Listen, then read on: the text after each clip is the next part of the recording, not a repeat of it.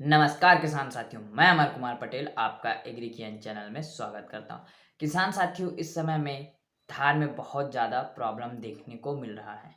कौन कौन सी प्रॉब्लम देखने को मिल रहा है किसान साथियों? बहुत ज़्यादा समस्याएं देखने को मिल रही है धान में, क्योंकि धान में पीलापन कई प्रकार के आ रहे हैं, परंतु किसान भाई नहीं समझ पा रहे हैं कि ये पीलापन किसके कारण आया है। या तो फंगस है, या तो क्या कहते हैं, ये यूरिया की कमी से आया है, या जड़ कटने के कारण आया है। 3-4 प्रॉब्लम है। ये 3-4 प्रॉब्लम को समझ में नहीं आ रहा है किसान भाइयों को, परंतु पीलापन देख के किसान भाई घबरा जाता है। घबराने के बाद में तुरंत वह क्या काम कर रहे हैं, क्या गलतियाँ कर रहे हैं, हम इस बारे में बात करेंगे। आपने उससे पहले एग्रीकेन चैनल को सब्सक्राइब नहीं किया है तो सब्सक्राइब कर लें और बेल आइकन दबाना ना भूलें। और खेती की ऐसी ही अच्छी जानकारी के लिए हमारा वीडियो देखते रहा करें। तो किसान साथियों, आज मैं बात करने वाला हूँ कि जैसे धान की फसल में पीलापन आ रहा है। पीलापन आ रहा है तो किसान साथियों घबराएं ना। पहले उस पीलेपन की जानकारी लें। जानकारी कैसे लें कि यह पीलापन किस प्रकार से आया है? यह खैरा रोग के कारण आया है, या तो यूरिया की कमी से आया है, या तो क्या कहते किसी वायरस का अटैक है, कहा जाए तो ब्लास्ट वायरस का, या तो जड़ कटने की समस्या आ रही है। यह 4-5 प्रॉब्लम होती है जिनके कारण धान का फसल पीला पड़ता है। और एक कीट के कारण सफेदपन आता है, परंतु वह पीला नहीं होता है।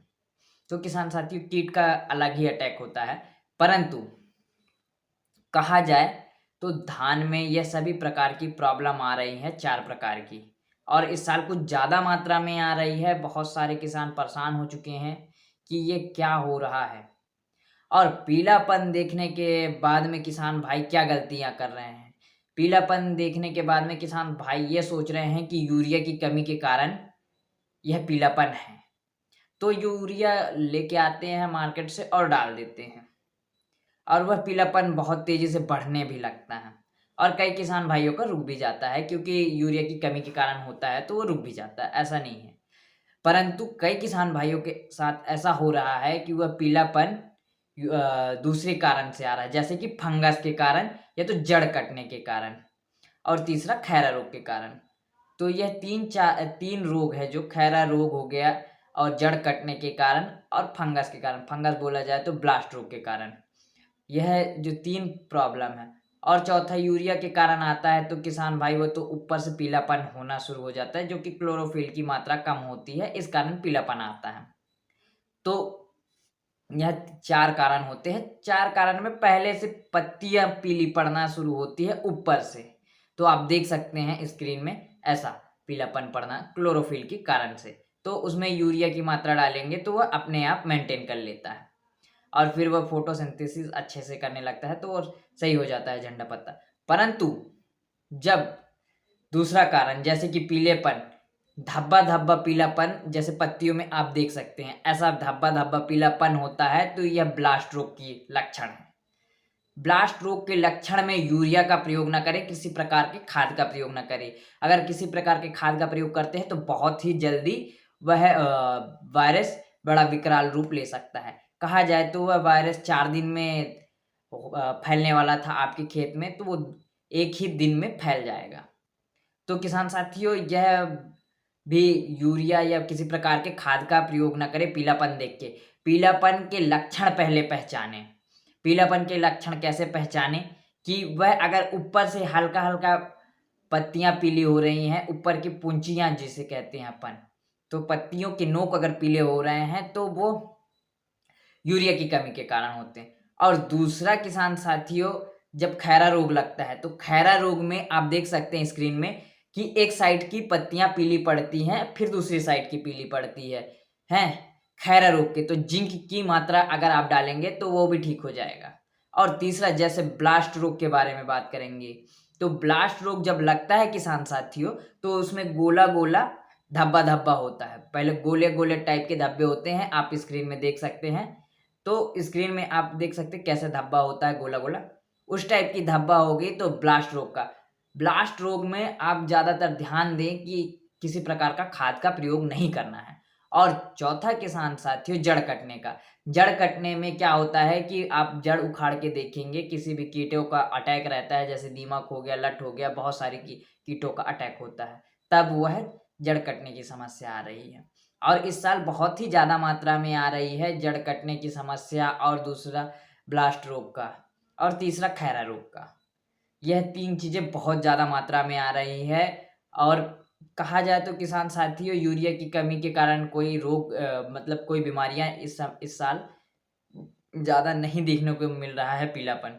और वही समझ के किसान भाई गलतियां कर रहे हैं कि यूरिया की मात्रा डाल दे रहे हैं, यूरिया अपने खेत में जल्दी से प्रयोग कर दे रहे हैं। तो किसान साथियों, यह गलतियां नहीं करना है। अपने को ध्यान देना है, लक्षण पहचानना है, लक्षण के आधार पर अपने को काम करना है। तो लक्षण के आधार पर हमें कार्य करना है। तो ब्लास्ट रोग में हमें कौन कौन सी दवाइयों का प्रयोग करना है, तो किसान साथियों आप ले सकते हैं पहले ट्राइसाइक्लाजोल 75% WP फॉर्म में, पाउडर फॉर्म में। किसान साथियों इसका 1 एकड़ का डोज आता है, 120 ग्राम प्रति पैकेट रहता है। अडामा कंपनी द्वारा बनाई गई है ब्लास्टोगन के नाम से। यह खास करके आपके धान की फसल के लिए ही बनाई गई है, ये चावल वर्गीय फसल के लिए बनाई गई है। तो यह ब्लास्ट के ही लिए बनाया गया है किसान साथियों। ब्लास्ट के लक्षण अगर आपको समझ में आते हैं कि आपके पौधे में आपके धान के पत्तियों में पीले पीले चिट्ठे आ चुके हैं, कहा जाए तो लाल लाल चिट्ठे आ चुके हैं, तो वह लाल चिट्ठे अगर समझ में आते हैं तो आप अडामा का ब्लास्टोगन का प्रयोग करें। और दूसरा हेक्साकोनाजोल का प्रयोग कर सकते हैं, और तीसरा टोइबाकोनाजोल का प्रयोग कर सकते हैं। आप इनका स्प्रे करें किसान साथियों। परंतु सबसे शुरुआती समय पर अगर यह पता चल जाता है कि यह चिट्ठे आ रहे हैं, किस कारण से, किस लक्षण से आ रहे हैं, तो इनका अगर किसी भी प्रकार की मतलब इन दवाइयों का स्प्रे कर देते हैं तो सही समय रहते हुए आपकी फसल बच जाती है और उत्पादन में थोड़ी बहुत 19-20 का फर्क आएगा। अगर ज़्यादा फैल जाता है तो बहुत ज़्यादा अंतर आएगा किसान साथियों, बहुत ही ज़्यादा अंतर आने का संभावना है। क्योंकि यह जो पत्तियां आ चुकी हैं यह तो पूरी खराब हो जाएंगी, फिर जो नई आएंगी वो अच्छी आएंगी, ना कि जो खराब हो चुकी हैं वो रिपेयर होंगी। तो किसान साथियों, लक्षण को शुरुआती अवस्था में अगर पीलापन है तो आप समझ के ही इलाज कर लें, और जल्दी से जल्दी इलाज करें। हम इस कारण आपको अपने चैनल में बताते रहते हैं कि आप लक्षण पहचानें और अपने खेती का खुद ही उपचार करें, ना कि किसी के भरोसे बैठे।